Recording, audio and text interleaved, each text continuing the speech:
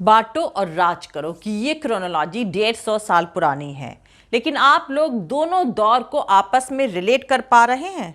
मैं बताती हूं, दरअसल एक तरह से फिर कंपनी राज वापस आ रहा है। सोशल जस्टिस यानी सामाजिक न्याय और इकोनॉमिक इक्वालिटी यानी फाइनेंशियल बराबरी के लिए बनाए गए सिस्टम को खत्म किया जा रहा है। दूसरी तरफ सोसाइटी में नाइंसाफी और डिफरेंसेस यानी आपसी भेदभाव को हुक्मरानों के लेवल पर बढ़ाया जा रहा है। अब इसके आगे मुझे ये बोलने की जरूरत नहीं है कि डिवाइड एंड रूल यानी बांटो और राज करो जैसी पॉलिसी की वजह से इस मुल्क ने कितना खौफनाक मंजर देखा है और इस पॉलिसी के चलते क्या अंजाम इस देश के लोगों को भुगतना पड़ा है। और अब कई दशकों बाद फिर से आपके इस खूबसूरत मुल्क को दोज़ख की तरफ धकेला जा रहा है।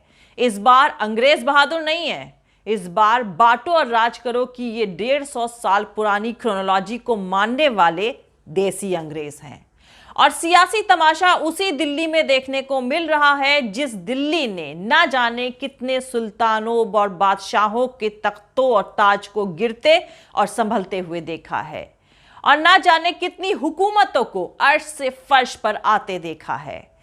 खैर, ये 2022 का भारत है और इसके वजीर आजम हैं नरेंद्र मोदी, जिनके ऊपर इल्जाम है कि वो मुल्क में पिछले कुछ हफ्ते में हुए हिंदू मुस्लिम दंगों को लेकर चुप्पी साधे हुए हैं, जिसके चलते माइनॉरिटी कम्युनिटी पर जुल्म लगातार बढ़ रहे हैं और मुल्क के लोग आपस में मजहब के नाम पर बंटते नजर आ रहे हैं। और ये तमाम इल्जामात भारत के वजीर आजम नरेंद्र मोदी पर मुल्क की 13 ऑपोजिशन पार्टीज ने हाल ही में ही हुए कम्युनल झड़पों के बीच लगाए हैं। ताज़ा मामला दिल्ली के जहांगीरपुरी इलाके में कल यानी सैटरडे को 2 कम्युनिटी के बीच भड़के वायलेंस का है और ये वायलेंस हनुमान जयंती जुलूस के दौरान भड़का, जिसमें कई लोग घायल हुए। इस 150 साल पुरानी क्रोनोलॉजी पर वापस लौटेंगे, लेकिन पहले मैं आपको बता दूं कि हाल ही में हुए कम्युनल दंगों पर प्रधानमंत्री नरेंद्र मोदी की चुप्पी से देश के 13 अपोजिशन दल हैरान हैं। उन्होंने सैटरडे को अमन और भाईचारा बनाए रखने के लिए एक ज्वाइंट अपील जारी करी है। उन्होंने कम्युनल वायलेंस के गुनहगारों के लिए कड़ी सजा की मांग करी और इन तमाम दंगों पर चुप्पी के लिए प्रधानमंत्री पर हमला करते हुए कहा गया है कि पीएम मोदी ऐसे लोगों के खिलाफ बोलने में नाकाम रहे हैं जो कट्टरता को लेकर कैंपेन करते हैं और जो अपने शब्दों और कामों से हमारी सोसाइटी को उकसाते और भड़काते हैं। बयान में कहा गया है, ये चुप्पी इस बात का साफ सबूत है कि इस तरह की भीड़ सरकार की तरफ से मिल रही पनाह का फायदा उठाती है।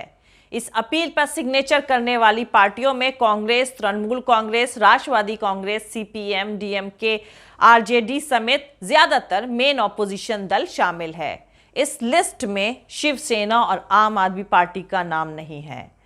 खैर, वापस अगर दिल्ली के जहांगीरपुरी इलाके में कल हनुमान जयंती जुलूस के दौरान भड़के दंगों की बात करें तो दिल्ली में साल 2020 में भड़के कम्युनल दंगों के बाद इस तरह की ये पहली बड़ी हिंसक वारदात है। इससे पहले बीते हफ्ते रामनवमी के दिन गुजरात, झारखंड, मध्य प्रदेश, कर्नाटक, पश्चिम बंगाल और उड़ीसा में जुलूस निकाले जाने के दौरान झड़पें हुई थी।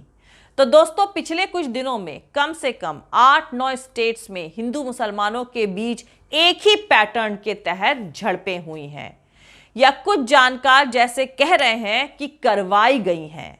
पर इस खतरनाक तमाशे का मकसद क्या है? जैसा कि मैं पहले भी कह चुकी हूं कि ये क्रोनोलॉजी दशकों पुरानी है। जी हां दोस्तों, ये क्रोनोलॉजी 164 साल पुरानी है और इस क्रोनोलॉजी के तार अंग्रेजों से जुड़े हैं और अंग्रेजों ने 164 साल पहले सक्सेसफुली इस क्रोनोलॉजी का इस्तेमाल करके भारत में अपनी हुकूमत के डगमगाते हुए तख्त को बचाया था।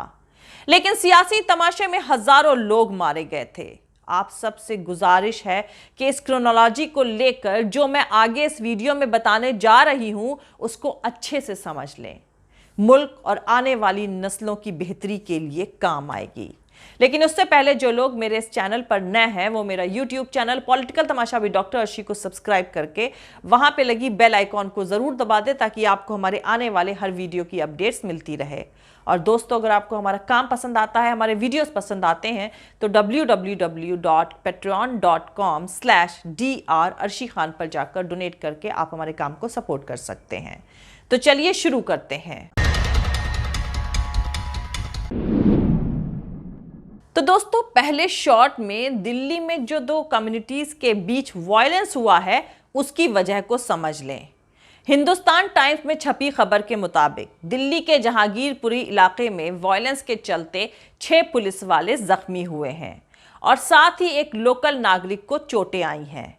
ये इंसिडेंट तब हुआ जब हनुमान जयंती के मौके पर तकरीबन 300-400 लोगों का एक जुलूस निकाला जा रहा था। जिस वक्त यह जुलूस जहांगीरपुरी इलाके के सी ब्लॉक से गुजर रहा था, उसी दौरान हाथापाई शुरू हुई और फिर पथराव शुरू हो गया। अखबार ने पुलिस ऑफिसर्स के हवाले से लिखा है कि जहांगीरपुरी वायलेंस में एक सब इंस्पेक्टर को गोली भी लगी है। फिलहाल दिल्ली के ही एक अस्पताल में उनका इलाज चल रहा है। खैर दोस्तों, मेन मुद्दा यह है कि हाथापाई शुरू किस वजह से हुई, इसकी वजह साफ नहीं करी जा रही है, या यूं कह लें कि दंगे की वजह पर पर्दा डालने का सियासी खेल चल रहा है। और ऐसा क्यों किया जा रहा है, इसे शायद मुझे बताने की जरूरत नहीं है। मध्य प्रदेश का एग्जाम्पल आप सबके सामने है, जहां मुसलमानों के घरों पर बुलडोजर चलाकर इंसाफ को तमाशा बनाकर दिखाया गया था। वैसे कल दिल्ली में हुई इस हिंसा के दौरान गुस्साई भीड़ ने कई गाड़ियों में आग लगा दी और आसपास की कुछ दुकानों को भी नुकसान हुआ है इससे।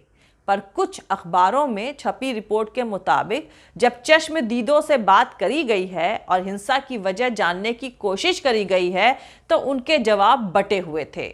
कुछ ने बताया कि जुलूस पर बिना वजह ही हमला हुआ, जिसके बाद पथराव के हालात पैदा हो गए और हिंसा भड़क गई।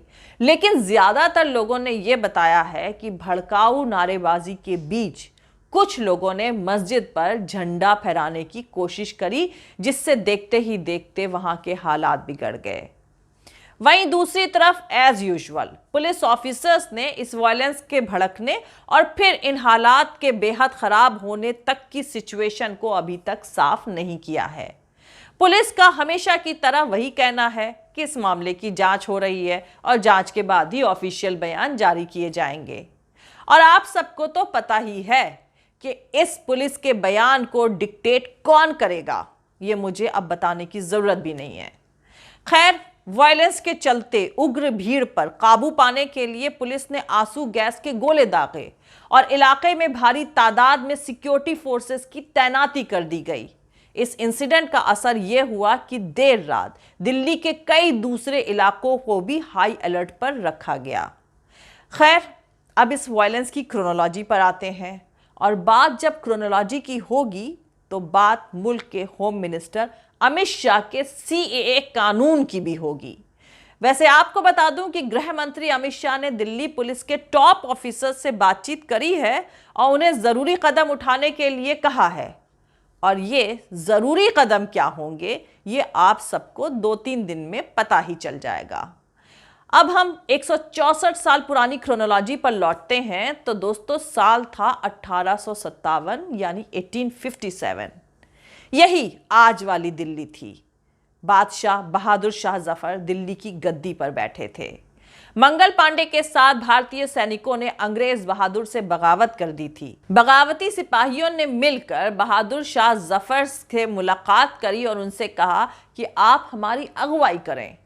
बादशाह ने अगुवाई कबूल करी। फिर क्या था, हिंदू मुसलमान दोनों मिलकर लामबंद हो गए। यह अलग बात है कि इसमें बहुत ज्यादा लोग शामिल नहीं थे, लेकिन जो भी थे वो अंग्रेजों के खिलाफ एकजुट थे। एक ही फौज में एक साथ हर हर महादेव और अल्लाह अकबर के नारे गूंजने लगे।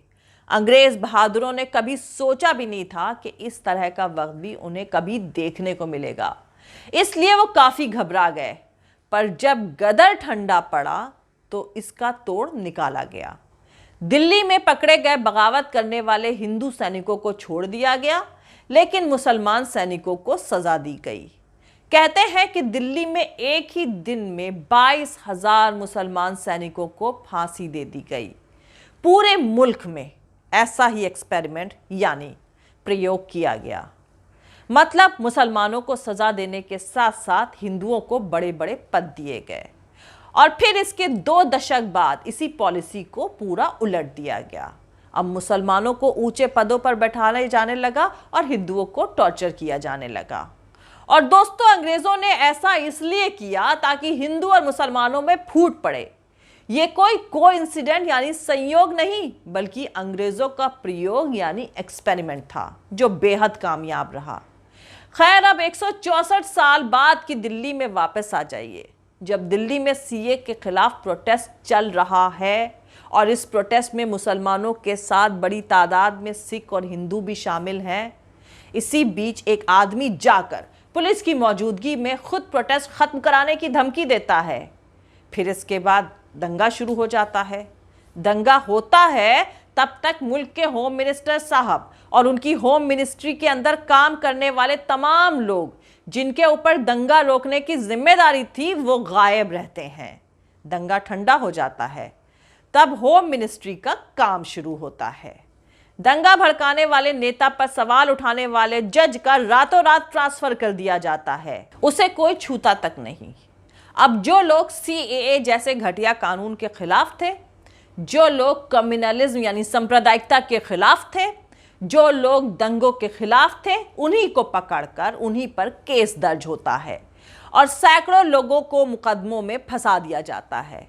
ऐसा पूरे देश में कई इंसिडेंट में किया जाता है। हर लिंचिंग की घटना में लिंच मॉब को सम्मान और विक्टिम को ही टॉर्चर किया जाता है। भीड़ किसी बेगुनाह को पीटती है, फिर पार्टी के लोग प्रोटेस्ट करके उसे छुड़ा लाते हैं।